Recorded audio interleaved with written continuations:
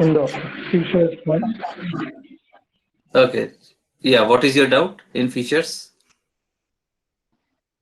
So like in the features, we had a cost function in which we were trying to maximize the distance between those mean Mm-hmm. meters Mm-hmm. and minimizing the individual variances in the classes, right, in the denominator. Okay. So as we saw in the this least square method, Uh-huh. uh, where the outliers were affecting the line, right, the hyperplane. It was Right. getting attracted to the outlier. So here also, as we were trying to maximize the distance between the mean, if there is any Mm-hmm. outlier for a particular class, then the Mm-hmm. mean values will affect the hyperplane, right? It won't be Right. 100% classified. Right. So Right. uh, the issue will be here also, right? The outliers issue. Right. Exactly. Exactly. Because mean is the Okay. one who just biased towards it outlier. So yeah, that will come. That will come. Oh, okay. So just to mention that there is a whole research theory behind outlier detection and there's a lot of things people are doing for outlier detection. Uh, and Generally, when we learn machine learning algorithms, we try to put very simple assumptions so that it helps us to understand the algorithms. But when we come to the real world problems, so these things are very general. So outlier may be common to them, and then we need some specific algorithms, right? So the moment you find it out that it is not robust to outliers, so then there is a need to change the algorithm. Fine. Okay, so I think Yagini, you should, anybody who's having has not mute their uh, mic, please mute it. I'm hearing some sound. Yagini, Mokshit, anybody else who has not muted, please mute it. Right. Okay, let's start then. So we were talking about linear models for classification. Yagini, Yaganti, Mokshit, who's this guy? Can you mute yourself? Don't disturb the class. You should be attentive when you listen the class, right? And should be responsible. There are 100 students. I can't say specifically everybody do this thing. So we were talking about linear models for classification. So there are three methods that used to find out the parameters. One is least square, we have already discussed. The second is Fisher's linear discriminant. And the third is perceptron, which we are going to discuss today. Before then that, I just want to finish with a remark that in Fisher's linear discriminant, what we have done, we have just projected our samples on some lower dimensions. And there we are just want to find it out where my point is, which my pattern belongs to which class, right? So in generally in one dimension, what we have found out as per discussion, if you just mark here and say that this is W0, so all the points which fall on the right of W0 will belongs to class of C1, and thus who belongs to on the left of W0, they belongs to class C2, right? So there, this is like so in Fisher's linear discriminant, what it says that you need to project it onto some lower dimensional space.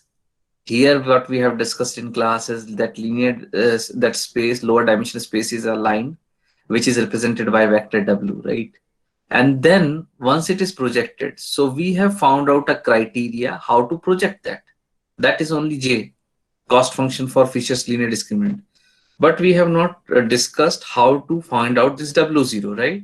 So as we have discussed so many details there, so what you can do, you just find out like the density over here. You can estimate the Gaussian parameters, mean and variance, right? And you just estimate the mean and variance for this class on right hand side. And based if somebody gives you new x, you feed this x to this Gaussian density, and this Gaussian density, which you have estimated by sample mean and variance, and sample mean and variance you are estimated by projecting it, right, on W. So the probability, the X belongs to which class, where the probability is high, right? For example, X belongs here.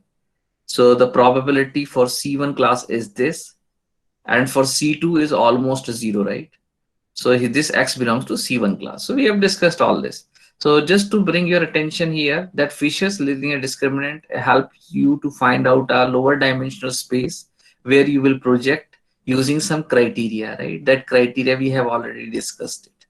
Then once you projected it, then you need to decide this point belongs to which class, right? So you can estimate your parameters there. Like for very simple case, you can estimate two Gaussian probability for each class, Gaussian distribution for each class, and then you plug their new X to for every distribution and find out whichever is having the largest probability. You classify it simply, right? So this is what the last slide mean to be discussed yesterday, but because of less time, we have not discussed it. Okay. Now I want to give you an intuition of basis function. So far I have been telling you so that there may be cases when the data points are not linearly separable, right?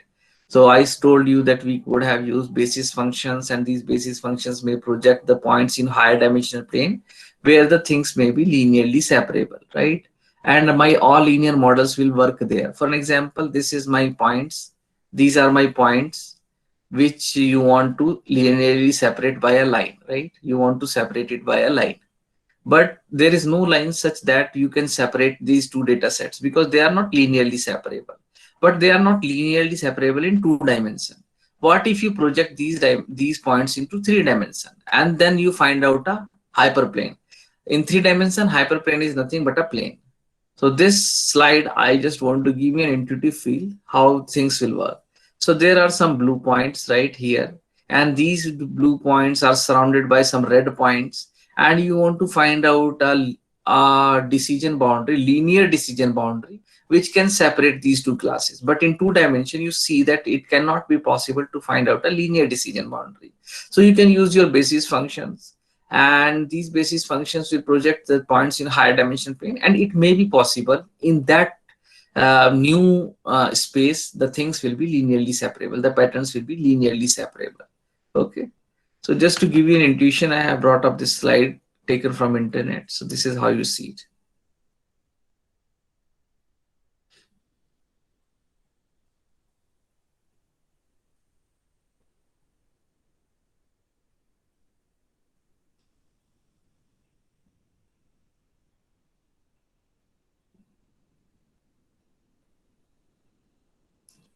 So in linearly separate, though it is linearly separable in 3 dimensions, but when you see it in original space, that hyperplane actually constitute a decision boundary, which is a circle in a 2 dimension, right? So this is what this slide means to be.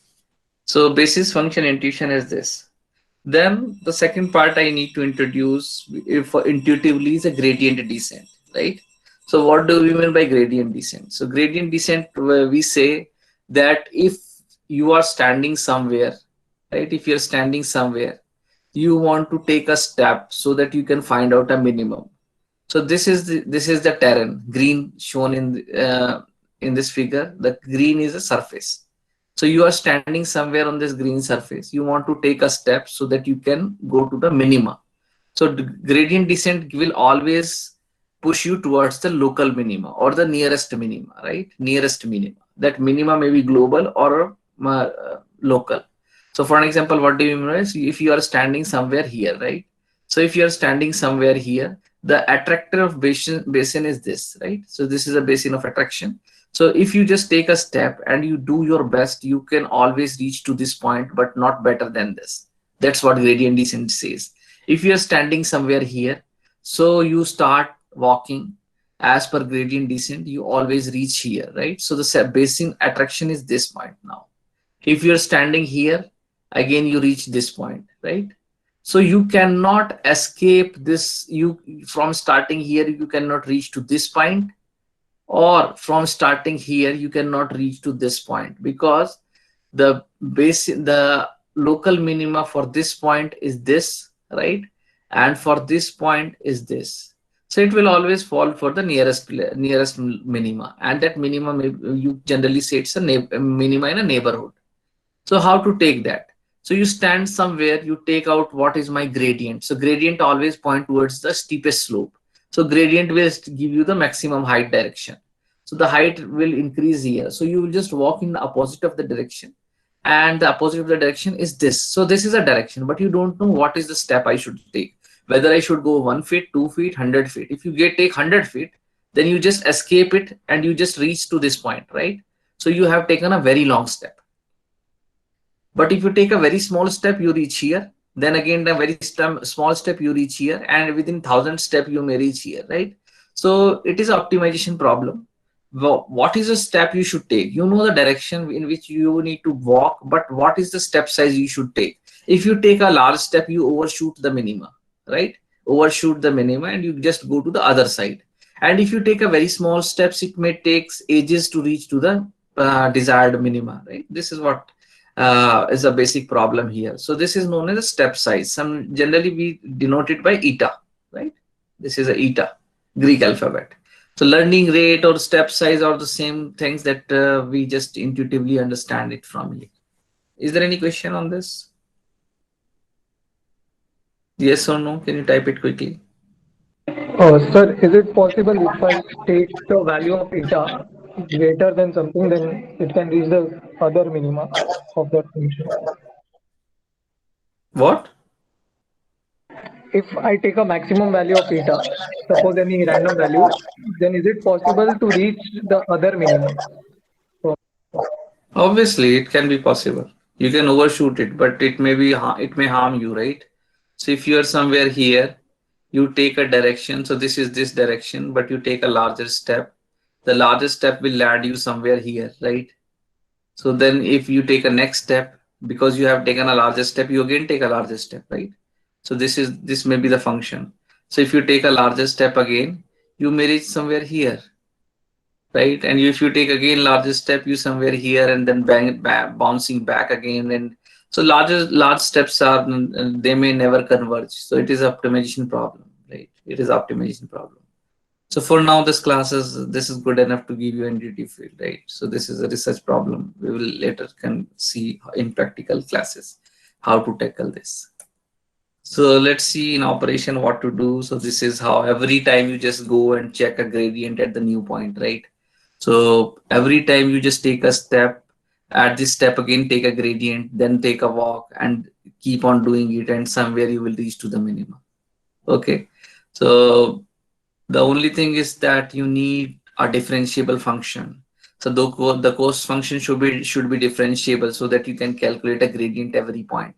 When you calculate a gradient, it will give you a direction, and then you take a step somewhere here. So here's one the other day you will just reach to the minimum. So this is a perfect curve convex function. When you reach it, when you start it anywhere, it will always reach to the same point, the red star. So it is a convex function. It have a one minima only, and from wherever you start, it always converges to the red point, right? Star point. Fine. So we understood like what is gradient descent, right?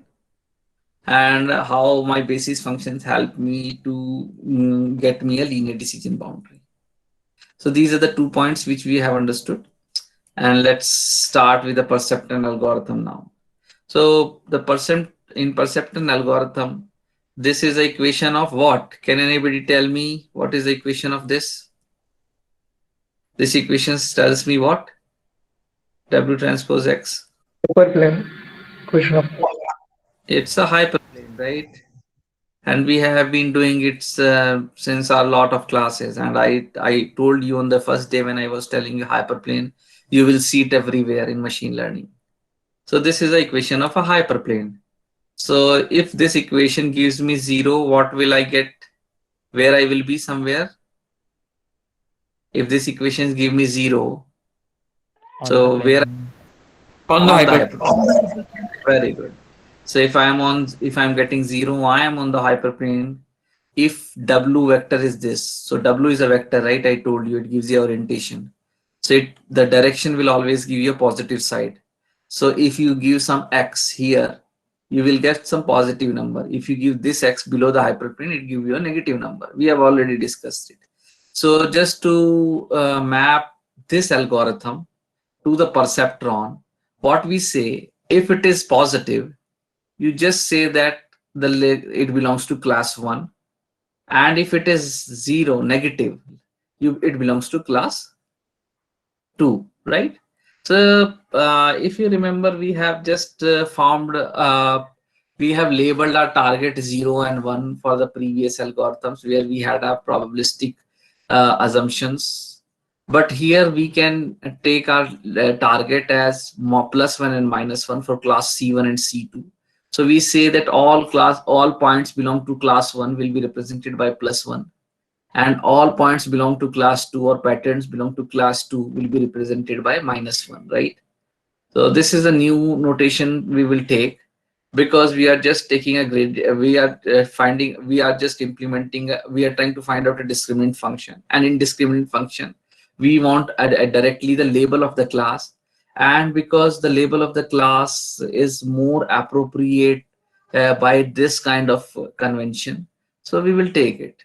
If you remember, we have already used target classes as 0 and 1, where we wanted to take a probabilistic assumption, right? But here I will take +1 and -1 because I don't need probabilistic assumptions here, but I need directly the label of the class. If it is greater than 0, I will say it belongs to class 1. So and if it is less than 0, then I will say it belongs to class 2. So for class 1, I say +1, and for class 2, I take -1. That's it is a change. I have adopted this notation because it is convenient for this discriminant function. Now this basis function, we have taken this basis function as an augmented vector. What is augmented vector? I have taken x here and I have added 1 to it, right? Because I want to take my bias W0, which is augmented into a W vector, right? So this is a W vector. So this W transpose X will be dot product with this, and W0 will be having a dot product with 1, right? So it is an augmented vector. So this basis function is already having 1 into it, and W transpose is having a bias into it. So we have discussed this so many times. So don't get confused where is a bias in it. So bias is inherently augmented. So bias is already augmented in the vector notation itself. Any questions on this still here? Any questions still here? Yes or no? Can you write quickly? Okay. Very nice. Very good. So this is because most of the time, if you understand a lot of thing about hyperplane, so it is easy to understand a lot of machine learning algorithms, right? So now this we understood it, that if then what is the problem? Then if I want to construct a problem in terms of learning, what do you think? What I need to learn here? If this is my objective function, right? What is the objective now in terms of learning? If it is a machine learning problem, what I need to find now?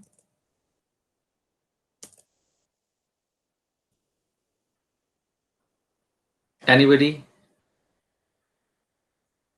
What I need to find?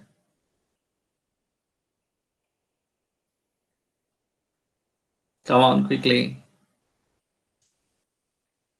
W, not W transpose. You should say W only. Very good. Shantanu has given an answer. W, right? Vineet also has given an answer. It's W. W means what? It's a hyperplane. Because W is an augmented vector, and I have said W is an augmented vector. It will have a bias, right? So W0 is there. W is J0 there, which will tell me how far it is from the origin. And W is also there, which will give me the orientation, right? This W is also there. So this W vector is augmented vector, where how far it is from the origin and what is the orientation. We have already discussed it. So my only thing that I need to find out is W, which is nothing but my hyperplane. So I am looking for a hyperplane here, right? So this is already we discussed it because we don't, which is this coding is appropriate for probabilistic modeling, but we don't need probabilistic views here. So we can just label it as +1 and -1, right? Okay. So let's start with the thing. So you just walk with me in this imagination world and try to see what I want to show you, right? So let's say you are somewhere here. So you have two classes, cross and some other are circles, and you want to find out a hyperplane. So you randomly start somewhere here, right? So you randomly start somewhere here. So this is your hyperplane. You got some error, so you are calculating. So you the idea that you thought in your head is that I will calculate my error. I will formulate my error function such that I will count the number of errors, how many errors I am making. So right now in this case I am making 2 errors, right? So what you will do, you just tweak your hyperplane from here to here. So for all these hyperplanes which belong into this category, in this range from here to here, how many errors these all infinite hyperplanes are making? Can anybody? Two errors. So all hyperplanes are giving the same error, right? It's a 2, right? So then it will change only. It will only change when you tweak your when it will jump one of the pattern, right, in a right direction. So it will jump into the right direction. So now if you just come here, then let's say the error is only 1. The error is 0 almost, right? So automatically the error will be 0. So here you see that for infinite points, the error was 2, but just in one shot, you will get error 0. So it is just like if you're walking from here to here, so this is a parametric space for all these points which construct these hyperplanes. They will give me the 0, they will give me the 2 error. So right now, let's say you're walking on this hyperplane, all these w's which give this. So this is a parametric space, right? So all these w which fall here will give me some error, right? When you just jump over one sample, so you will find it out that it will directly give you a 0 error, right? It will directly give you a 0 error. And for all these infinite hyperplanes, you will going to get a 0 error. When you jump some other point, if you tweak further, you again will get some error, and it will be constant for infinite hyperplanes. You will further tweak, you will further get some error, and it will be constant for some points. And so this is how you are going to get it. If this is the nature of this cost function, my question to you guys is, if this is the nature, if this is like how my cost function look like, can anybody tell me what is the gradient at this point?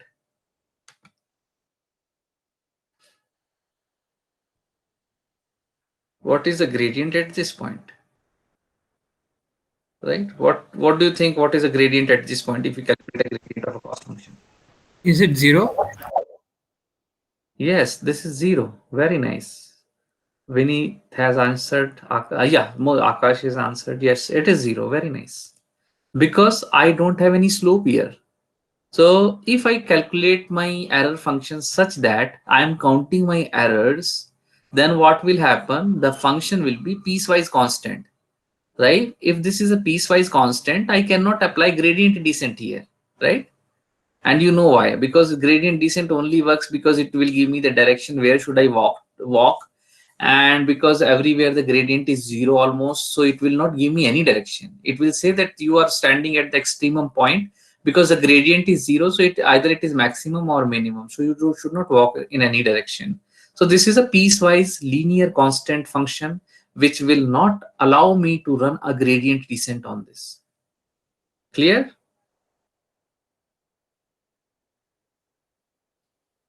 Right? Very nice. Beautiful. Good. Okay. Then, so now this is a piecewise. So I need to reformulate my error function. So the only thing that I feel in machine learning is if you are good at formulating your error function. So then most of the things you will solve very easily, right? The only thing will left is how to optimize it. But if error function is difficult to optimize, then it means your error function may be making sense to people, but it not making sense to a machine where you want to optimize it. So it means I need to change my error function. So rather than taking where I was counting my misclassification pattern, I need to do something else, right? So then I will go to this formulation. So I need to see some alternative error function. So that alternative error function, what I will say that I will calculate my error like this. So this is my this is my point, right? So let's say this is my hyperplane, and if it is in the wrong direction, let's say this region belongs to zero class O classes, but I have X here. So this region is for O classes, but I have one X, so it is misclassified. What I will do, I just calculate an error by calculating a perpendicular distance from it, right? Perpendicular distance. That distance may be absolute or a scaled version, but it is fine for me. I am just calculating a perpendicular distance of a misclassified point from the hyperplane, right? So if I tweak my hyperplane from this to this place, right? From this to this place, what do you think? Will my error go linearly up or down, or it will be constant by moving my with the hyperplane? It will be or linear. What do you think? It'll increase. It will increase. And if I go near to this point, what will happen? Then it'll decrease. It will decrease, right? So it means that it will depend upon the so if it is my W and this is a cost function Y, it is a cost function J. So if I am moving away, and this is optimal point, if I'm moving away from it, it will go up, right? It will go up. So it is somewhere linear, right? How linear it is, it is a different question, but it will be linear. So if I go away from the point of misclassification, so it will go up, right? Or if I move near to the point, it will go down, right? It will go down, but it is linear, right? It is this way. It is not constant. So here you can see, if you calculate a gradient, it will give you the slope of the direction, right? Can you understand this thing? Yes or no? Yes, sir. I'm calibrated. Very good. If I'm calibrating my error in terms of a distance from a hyperplane, then my location of a hyperplane from the point will actually be changing as I go move near or away from it. And if I move away or near from it, so, linearly my cost will also increase and decrease respectively. And that will solve my problem. That will solve my problem, because now I can calculate a gradient here, which was not possible when I was doing stepwise constant function. So it is linear, piecewise linear constant function, right? So I'm trying to give you a feel of it. So it is a piecewise linear constant function, and at first it was piecewise constant function. So it is piecewise linear, right? Now what will happen? So this is one thing. What will happen if the things are bigger than 0? You say it belongs to class 1. If this dot product is less than 0, it belongs to class 2, which is I have already told you. It means, can anybody tell me this? I will be really impressed if somebody tell me what is this.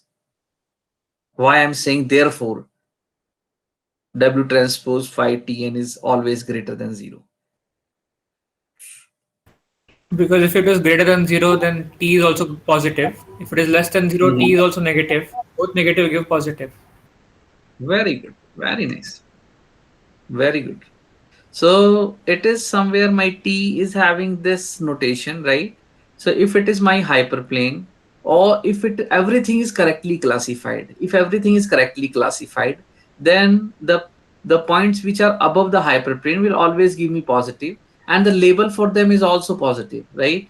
So if you multiply the label with the with W transpose X, which is positive, it will positive multiply positive will be positive.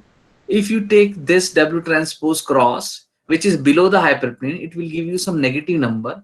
And because the label is -1, if you multiply -1 with W transpose X, which is also negative, it will give you some positive number. So this quantity will always be positive for every sample when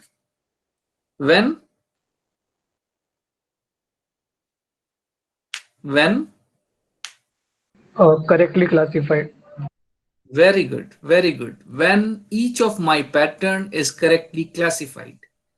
So this is a condition I should say. The moment this condition hold for every sample in a data set, it means I found out a hyperplane which is actually classifying accurately, right? And the moment I found out a hyperplane, I already knew that the data set was linearly separable, right? You remember this point, I will bring this again. The moment I found out that this condition satisfy for every sample, I can 100% guarantee that my data set was linearly separable. Fine. Okay. Now this is a piecewise linear constant function, and I will always count my error for the misclassified points only or misclassified patterns only. So I just need to count how many patterns are misclassified, and I just find it out what is the scaled distance from them. And when I multiply it with Tn, it will always give me the positive number. It will always give me the negative number, right, for misclassified point. And if it give me a negative number, I multiply that negative with positive. So my error function will always give me a positive number. I will repeat this just for your sake. So what I'm saying, if everything is correctly classified, I get a positive number. But the points which are not correctly classified, with the same logic, I will get a negative number. So I am just classifying all points. I am just calculating for all points which are misclassified. These are misclassified points. It means it will give me some negative term. And the more points are incorrectly classified, the bigger this term will be. It will be more negative term. If 100 points are misclassified, it will be more negative, right? Then I multiply this negative term with this positive number with another negative multiplication. So negative multiply negative will give me a positive. So my error function is somewhere this way, right? So this somewhere this way, because I have taken a negative of it. Now I can minimize it, right? I can minimize it. But as I said that this was a piecewise linear. So if I calculate a gradient, it will take a steps, and bouncing, jumping, it again bounce, jump, and it reach to the minimum, right? This is like how it goes. And the moment this is a solution space, if you reach here, it will stop. If you reach here, it will stop. It depends upon from where you start. If you start from here, you just reach there. So you stop here. If you start from here, you reach here. So you stop here, right? Because it never judge how good you are classifying. It only cares that you should find out a hyperplane which can accurately separate these things, right? So there could be infinite hyperplanes which can be a solution for this. I hope this makes sense to you, right? There are infinite solutions for it. Yes or no? Can you quickly let me know this thing from your side? Yes or no? There are infinite solutions for this. Very good. Very good. Intuitively, if somebody is having a trouble in seeing this, so these are the two. This is the data set. This is one hyperplane. This is another hyperplane. This is third hyperplane, fourth hyperplane, fifth hyperplane, and every hyperplane is doing a job good, right? So there are infinite hyperplanes which can separate these data sets. Okay, so I want to minimize it. I can take a gradient descent. So rather than taking a gradient descent, I will take a stochastic gradient descent. Stochastic gradient descent says you just calculate an error for only one sample, take a walk, and then calculate an error for second sample. Take a walk, calculate the error for the third sample, find out a gradient, and take a walk. 4 sample, take a gradient, calculate the area, take a gradient, and take a walk. This is how we should go. So this is known as stochastic gradient. So stochastic gradient descent, we calculate the error one by one for every sample, and then we just take our walk, right? So this is how we do it. So this is the same step size. I want to calculate the gradient of an error function. So you know what is my error. So my error is nothing but it is negative W transpose phi Tn, right? Phi Tn. So as I said that I will calculate the gradient for every sample. So this is a summation for all n. So you just take term 1 plus term 2 plus term 3, right? You can expand it like this. But I'm saying I will calculate gradient one by one and then take a walk. So first I will calculate the gradient over this. So what is this? It is nothing but it is W transpose phi Tn, right? W transpose phi T1, right? I will calculate it. I will take a gradient. The gradient will be phi T1, right? So what I do, I take a walk. So I put it here. So this is my gradient phi T1. I multiply it with a step size and add to my previous W. So this is how it look like geometrically. So you were, let's say you want to reach to the minimum. You were standing somewhere here, right? It means in parametric space, this was your old W. So this is my old W, right? Then you take a gradient. Gradient says this is the highest peak. So you want to walk in opposite direction. That's why this negative is there, right? You want to take opposite direction. So you take a opposite gradient descent. So you just take this direction. Then you need to take a step size. So you find out I will take a step size 1 meter. 1 meter from where? From W, right? So you need to add it with old W and your step 1 meter, right? In the direction of gradient. So I just want to show you all these things collectively. Oops. Right? So see this expression very carefully here. So you say that from where you want to take a step, where you were standing at first, this was my old W. You decided to take 1 meter and the direction was taken by gradient, but opposite gradient. So you take a negative of it, right? This is how you see the formula, right? Now, once you solve it, you know that the gradient is nothing, but it is a negative W transpose phi Tn. So this negative multiplied by this negative, it gives you a positive. And this is phi Tn, which is a gradient, right? So you are doing nothing, but you are adding with your this term phi eta, phi and Tn with old W, right? Now, what you can do, you just, as you know, because you know this hyperplanes very well, right? So you know these hyperplanes very well. So you just scale W's and it will not affect anything. For an example, right now your distance from here is 1 meter and your W was 1, right? Your W was 1, and you say that the perpendicular distance of this point from this hyperplane, which is having a W vector 1, is 1 meter. If I multiply this W by 100, what is the distance now? Quickly. What is the distance now? 100 meters. You just, it is a scaled version. I told you, you need to be very good in hyperplanes. It is a scaled version.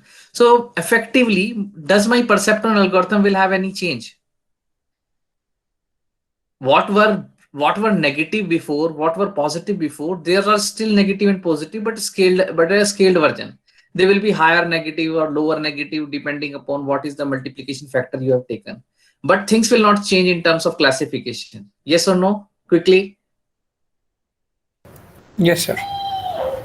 Very good. Very good. Fine. Then I can always scale my W so that I can reduce my eta to 1, right? And this is how I can solve my algorithm. So I will continue from here, right? So I don't want to just go quick rush over it. So I will continue. I will take another 5-10 minutes tomorrow or in the next class, right? So for this, I just want to stop the class. If you have any question, please let me know through this Google class, or you can ask me in the beginning of the next class. Thank you very much. Drop your attendance. Good day.